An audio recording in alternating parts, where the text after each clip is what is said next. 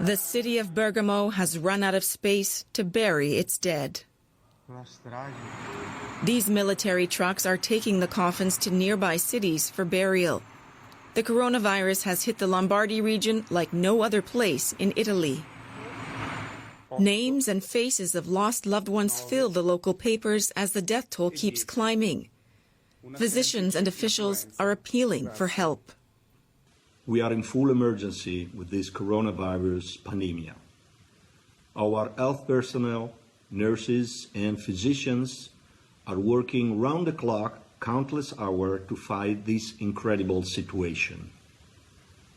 We do not know how long this pandemic will last. We are in desperate need of both nurses and physicians, together with ventilators and dispositives for protection. Efforts to build a temporary hospital in the epicenter are underway. It's hoped that 200 intensive care units will be ready by the month's end. Italy has also turned to the country where the virus originated for support. Medical teams from China have flown in to lend their expertise. The people of our two countries will stay together and support each other to jointly overcome the hardship. I believe the top-class teams of experts will learn from each other and make joint efforts, and surely we'll be able to subdue the outbreak very soon. Cheer up, Italy. Amid speculation that the lockdown could be extended for several more weeks, Italians are finding simple ways to lift their spirits.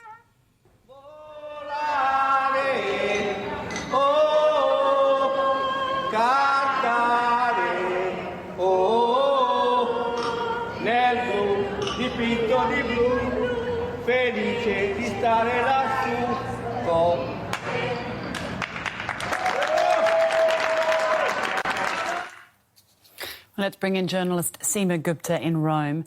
Seema, Italy announcing its highest death toll in a single day after struggling for weeks with this outbreak. Does the country have a strategy for this? Well, the main strategy is this tagline, this mantra that they're telling everyone, stay at home. That is really the only way they can limit the spread of COVID-19. The situation, though, particularly in Bergamo, as we saw in that report earlier, but in general, in the region of Lombardy, it really is on the brink. In Bergamo in particular, the president of the Order of Doctors there describing the scenario as apocalyptic. The Prime Minister, Giuseppe Conte, in an interview to a local daily, essentially says that they are now looking at even more stringent measures in terms of the lockdown, a complete block altogether. They are looking at banning all outdoor activities and stressing to people, stay indoors. That's the only way they can limit the spread of the disease. Now, the Interior Ministry has revealed data that in the last 8 days, they have had to conduct millions of controls, and they've taken to task 53,000 people for violations of the lockdown measures. So they feel the seriousness isn't really quite hitting home, that even if you have no symptoms, you can spread the disease. And that's why that message is being shouted out from the mountaintops here. And doctors have been pleading for help, as we saw in that report. Are they starting to get the support they need? Well, the doctors are really calling out for help, but the situation, as I mentioned, is dire. If you look at Lombardy in particular, from what I understand, the latest figures show that they've already lost 10 doctors to the coronavirus pandemic, and more than 2,600 doctors have been infected with the virus. And that means it becomes difficult for them to actually carry out their work. So, yes, they're turning to military doctors. They are fast-tracking the graduation of medical students. They're turning to the private sector. And as we saw, 300 intensive care doctors have arrived from China as well, bringing their expertise from their experience there to the locals here. And what they're asking for as well is more beds and more equipment. It takes a while to get everything there, but the authorities, the government as large, is looking at producing the masks, producing the respirators here in Italy in order to meet this need. Now, we're speaking largely about the north of the country. What about further south where you are? How is the crisis unfolding there?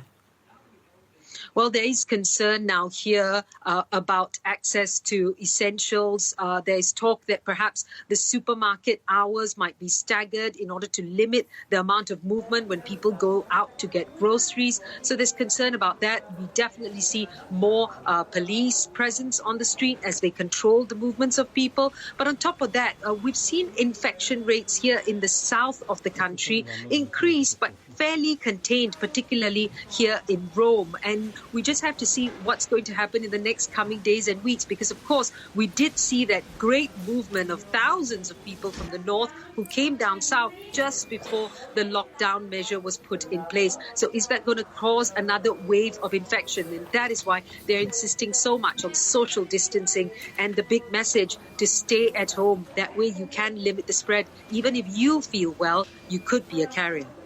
Indeed. Seema Gupta reporting for us in Rome. Thank you.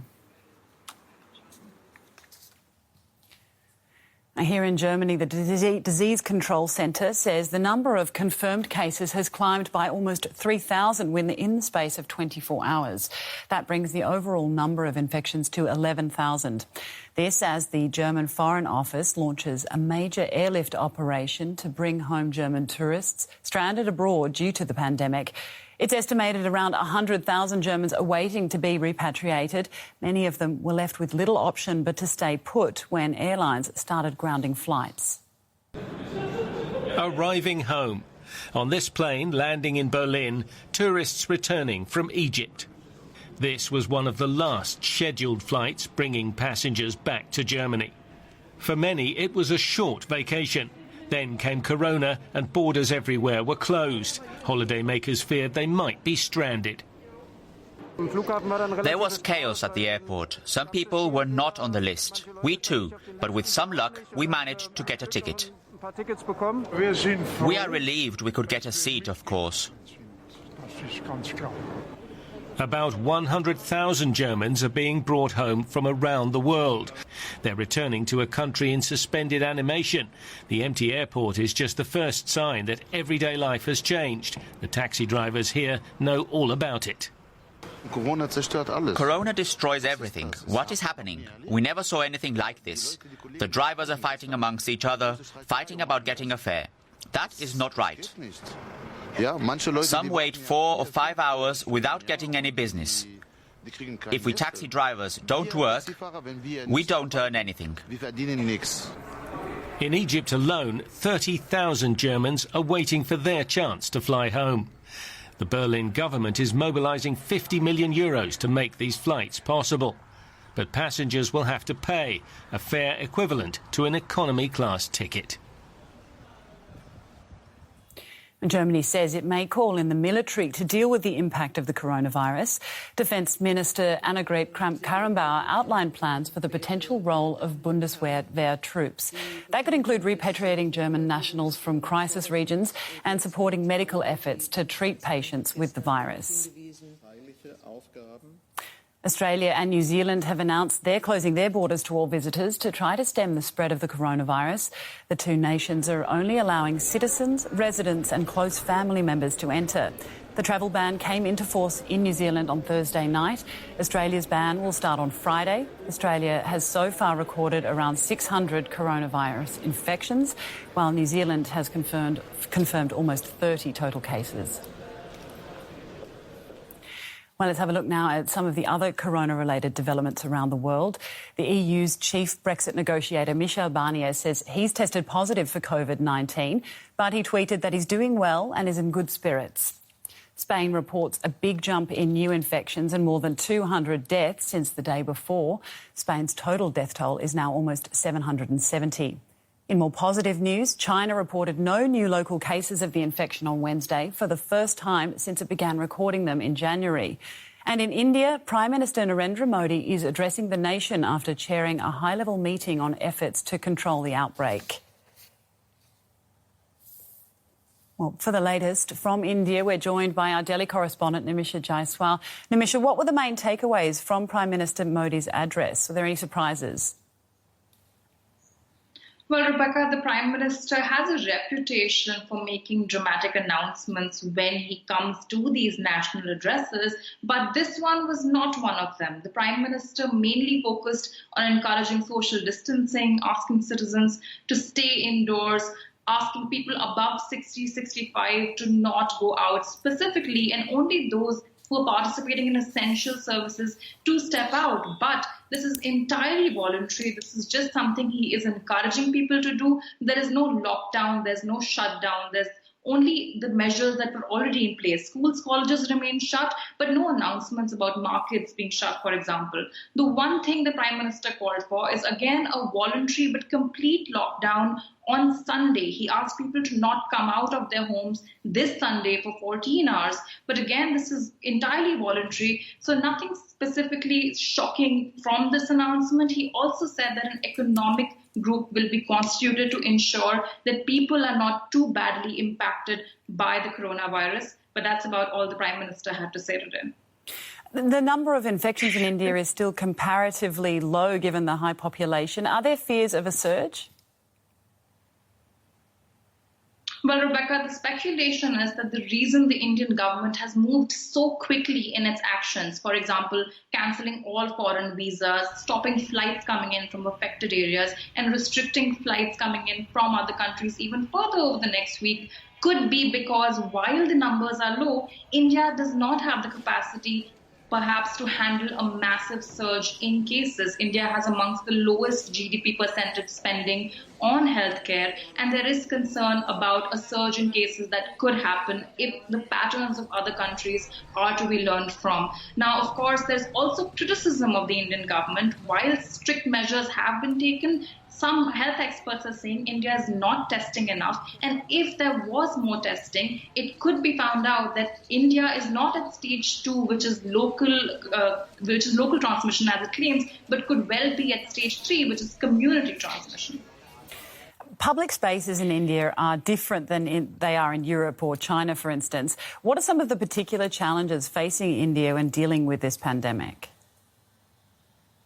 Well, definitely, Rebecca. India's population density is over 450 people per square kilometre, and this is over thrice as much as China's. Now, with markets not being shut, we have seen the streets continue to bear a pretty business-as-usual look, even though there is widespread concern, there is widespread awareness, but many people, especially those from poor socioeconomic backgrounds, feel that they must continue stepping out to earn a living, to earn a daily wage, and this also makes social distancing very difficult. Also, in urban spaces like New Delhi and Mumbai, slums and poor areas are actually densely packed, so once again, social distancing can be very difficult. This could again explain why India is moving so fast right now to create these separations, because once the virus gets into these spaces, it would become extremely difficult to contain. Namisha Jaiswal in Delhi, thank you. Taiwan has managed to keep its infection rate far lower than neighbouring countries, despite its proximity to China, where the virus originated. Weeks ago, the island was expected to become the second worst hit region after China, but that didn't happen. So what did Taiwan do right, and how is it coping with the ongoing pandemic? DW's Phoebe Kong sent us this report from Taiwan. Surgical masks and goggles have become part of Dr. Ho's uniform since the coronavirus outbreak began. He was among the first group of doctors in Taiwan to treat suspected patients. That was back in January, when the virus first spread from China across the strait. Taiwan is experienced in understanding China. We know what is reliable and when we should be skeptical. And because Taiwan has long been isolated from the international community, we must take more steps ahead of the crisis and use our own judgment. This is where he ended up sleeping. A dormitory next to the hospital set aside for medical staff like him. For Taiwan, vigilance is the treatment for a disease with no cure. It was hard to identify misinformation at first. I was scared of spreading the virus to my family. I think this has to be a collective effort. If each of us takes very strict precautions ourselves, it eases the burden on the healthcare system. Other than medics and military, students and teachers at high school level and below are now banned from overseas travel. Foreigners are denied entry. But containing the virus is not only about border control. Communities have found themselves on the front line. District officer of the local government, Gary Kwan, monitors individuals under 14-day home quarantine. One of his duties is to take care of their daily needs, such as delivering fresh food. We hope to make it easier for quarantined people to stay at home, to reduce the risk of contagion. If anyone leaves the apartment, we'll be alerted by text message and call the police. He or she may be fined. Quarantine in Taiwan may feel service-based, but it's also stringent. Individuals are under surveillance. Telecom providers are cooperating to enable the government to track people via their mobile phones. Health officials believe technology helps contain concern and prevent panic. One example is the face mask rationing system, where people can place their order and check availability online. New technology helps us to systemize containment policies in a transparent way. It helps the public build up a sense of trust in the government because they're well informed about the situation. Taiwan's next step is to broaden its testing regimen.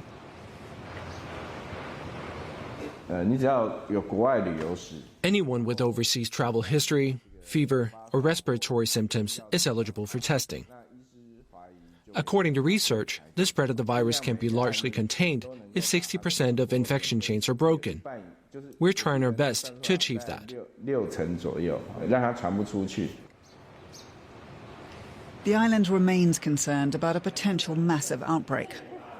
While waiting for a vaccine, community and government-led containment is the only way anyone knows how to fight the virus. 25 million people worldwide will lose their jobs because of the coronavirus outbreak. That's the warning from the International Labour Organization. People working in the tourism and service sector will be among the most affected. The number of working poor holding one or more jobs will also increase significantly, the United Nations agency said. It's called for urgent large-scale measures to protect workers, including paid leave, short-time allowances and other subsidies. The CEO of German airline Lufthansa has warned that the coronavirus is jeopardising the future of aviation. Carsten Spohr said governments may need to fork out a lot of money to save the entire industry from the fallout of the pandemic. Only 5% of Lufthansa's scheduled flights are taking off right now. Nearly all planes are grounded due to entry restrictions and a collapse in demand. If the current situation doesn't improve in the coming weeks, which nobody expects, we'll talk to the government to determine the basic flight services they think should be maintained. From a business point of view, flying doesn't make any sense right now. Lufthansa CEO says Europe's largest airline is in good financial shape for now, but he did not provide an outlook for 2020. He said nobody can predict the entire fallout of the pandemic. According to the consultancy firm CAPA Center for Aviation, most airlines in the world will be bankrupt by the end of May unless governments intervene. International industry group IATA says up to $200 billion are needed to help cushion the blow of the outbreak. The European Central Bank has announced a €750 billion bond buying programme to help stabilise markets reeling from the fallout of the outbreak. It's just one of many stimulus plans announced by policymakers across the developed world. European stocks have shed their gains from earlier in the day, the ECB stimulus measures not yet enough to bring calm back to volatile markets. The White House, too, trying to tame the chaos with enormous stimulus packages. It's a war. And so, basically, what many of the industries are. What we want to do is we want to make sure they all stay together so that after the war is won, we can immediately go right back up to where we were and even beyond. Meanwhile, economists say the United States is headed for a recession, as is Europe. Much like the world's second largest economy, China. China has accounted for a large share of global economic growth, so the outlook is negative across the world. On top of the self-isolation and social distancing measures that people around the world are practicing, there are also some simple hygiene guidelines to follow that can help stop the coronavirus from spreading. Here's a reminder. Wash your hands with soap and water and do it often. Keep going for at least 20 seconds, especially after you've been in a public place. Alcohol-based hand sanitizers are a good alternative. If you cough or sneeze, cover your mouth and nose with a tissue or use the inside of your elbow. Throw away used tissues and don't use them twice. After blowing your nose, coughing or sneezing, wash your hands with soap and water for at least 20 seconds. Clean and disinfect frequently touched surfaces every day. This includes tables, door handles, light switches, countertops, desks, phones, keyboards, toilets, taps and sinks. Our science correspondent Derek Williams is following the latest medical developments. Derek, anything to add to these measures? Yes, when it comes to social distancing, there is a number missing. The World Health Organization has recommended that you remain at least a meter away from anyone who's coughing or sneezing. The thing about social distancing measures is that actually they're one of the few things that we know will slow infection rates down. There's some pretty good evidence from earlier epidemics and pandemics like the Spanish flu pandemic of 1918 that social distancing really can have an impact on how fast an infection moves through a population. The measures are difficult to enforce, of course, and they also aren't for free. They have huge economic costs, but social distancing measures really can help limit exposure. And with no medications or vaccines out there at the moment, they're going to be key to flattening infection curves in Europe and around the world. Now, there's been a question about the safety of using ibuprofen. What's the latest on that? Yeah, this is one of those stories that's very quickly grown very difficult to follow. You know, the problem is that different authorities have ended up issuing different recommendations, and they're often really contradictory. And in the end, you feel like there's no really clear answers. I mean, I started to follow the story when I received this 2-minute-long WhatsApp voice message from a colleague last weekend. You might have gotten it too. It circulated very quickly on German-speaking social media platforms. And in it, there was this woman claiming to be a young mother who said that doctors at Vienna University Clinic had discovered that COVID-19 cases got worse for patients taking the anti-inflammatory ibuprofen. Now, the clinic responded very fast to that in just a few hours and denounced that post as fake news. But then the French health minister got involved and basically said the rumor was true, that ibuprofen could indeed be dangerous for coronavirus patients. Now, a WHO official also then said it might cause problems. But then the European Medicines Agency, the EMA, yesterday said the opposite. And there's no clinical evidence whatsoever that ibuprofen actually affects the course of COVID-19. Now the WHO has backtracked and is saying that it's okay after all, and that it's not recommending against the use of ibuprofen. So it's just lots of chaos, a lot of confusion about whether it's safe or not. Yeah, quite a lot of conjecture. But what is it about ibuprofen that might pose a threat? Well, this is really kind of at the heart of the problem. All of these cases where COVID-19 patients reportedly had a poor outcome due to ibuprofen are anecdotal. So there aren't any clinical trials that are backing up these allegations. The fears appear to have been sparked by a letter last week to the medical journal, The Lancet. In it, some researchers noted that compounds like ibuprofen affect certain receptors found on the surfaces of cells, which happen to be the same receptors that coronaviruses use to invade a cell. So these researchers hypothesized a connection, but we don't have enough information to either prove or disprove that hypothesis at this particular juncture. Still, just this morning I talked with a doctor about this, and he left no doubt that this was definitely going to have an effect on what people are prescribed, whether that decision is based on science or not. Most physicians from now on are probably going to prefer to err on the side of caution and prescribe other medicines for fever, like paracetamol, which is also called acetaminophen in the U.S., or often known by its brand name Tylenol. One caution, though, is that at the end, an important point that came up time and time again as we were doing as I was looking into this, is that doctors say that if you take ibuprofen for a chronic condition, you really shouldn't stop taking it from one day to the next, okay? If you talk to your doctor first. Science correspondent Derek Williams followed. Thanks very much for the update.